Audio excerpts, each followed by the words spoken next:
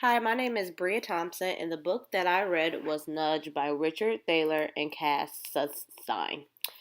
Nudge is a characteristic of the environment that captures our attention, which influences our choices without limiting our choices. Humans need nudges because they are not econs. Econs is a fictional term used in the book to describe a character who always makes the most rational and logical choices.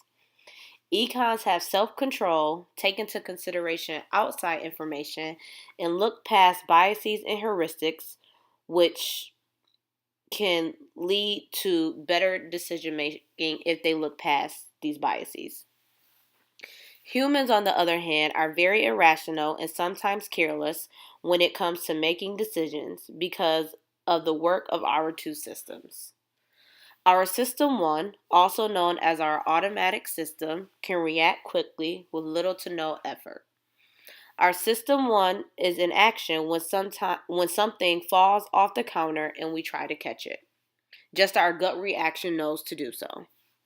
Our System 2, also known as our more self controlled system, is more deliberate and reacts to complex questions.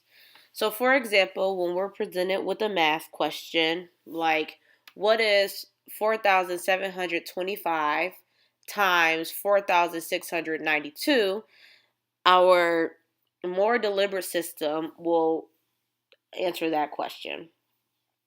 Due to biases and heuristics, our gut reaction does not always lead us to make the best decisions. So then we have to rely on our system too, because it takes more effort and allows for a little bit more self control. However, sometimes our system too can be lazy and still lead us to making poor decisions. Life is all about making choices. People who design the environment which influence our choices are defined as choice architects. So, a few examples of a choice architect will be a dentist. So, dentist creates an environment when telling a client about different toothpaste brands. Colgate can do this versus Crest can do this. Another example of a choice architect designing the environment to influence choices is when we go to a restaurant during lunch hour and the lunch menu is on top of the regular menu. The lunch menu usually reflects discounted prices. Discounted prices. When choice architects have the power to influence, sometimes they aren't even aware of this power. This reflects that it is impossible not to have a nudgeless design. This means that there is no such thing as a neutral design. Since the environment will influence humans' thought process one way or another, why can we not use this power to encourage good decision making? This is called libertarian paternalism. The authors define libertarian as protecting the chooser's right to choose, and paternalism as we should want to improve humans' decision making so they are better off. Libertarian paternalism nudges humans by empowering them to make better choices without banning the irrational choices. A great example in the book is when the authors talk about the director of food services. They had the power to influence students to eat correctly. A way they can do this is by rearranging the cafeteria so the students can see the better served options over the not so healthy options. So, for example, if the fruit is the first thing that they see and they really can't see the cookies, let's say because they're in another part of the cafeteria, this can influence the students to pick up the fruit rather than the cookies.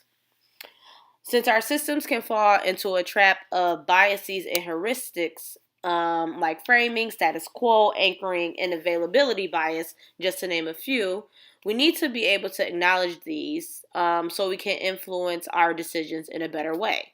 Since we can predict human behavior, the authors have 6 principles of good architecture which can create an environment to avoid these behaviors. The 6 principles of good choice architecture are default, expect error, give feedback, understanding mappings, structure of complex choices, and incentives.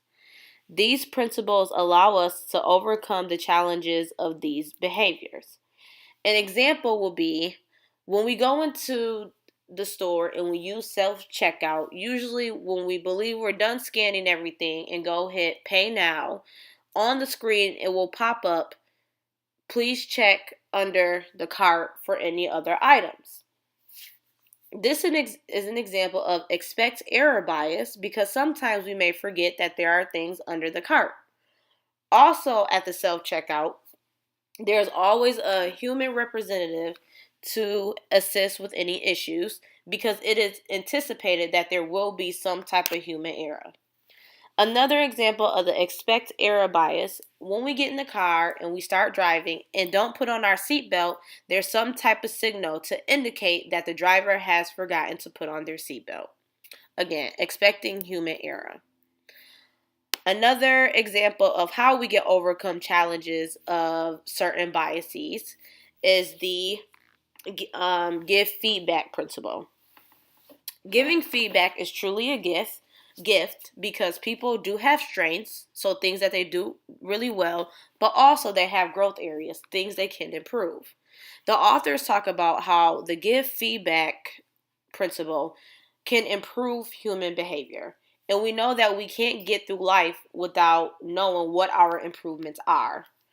So, a great example of giving feedback is when working at McDonald's, there are certain things that have to be cooked. Meat, chicken, fish. These meats all are cooked, but are at a different temperature when you know they are completed. So a great feedback to know that these foods are cooked well is a food thermometer. You stick the food thermometer in, and it allows you to know if your food is overcooked, undercooked, or cooked just right. Richard and Cass present some clear solutions to encourage better decision making. However, of course, if people do not implement these principles in a good way, it also can encourage poor decision making. Good choice architects should use these principles to make sure that they are encouraging humans to make the best decisions. Thank you.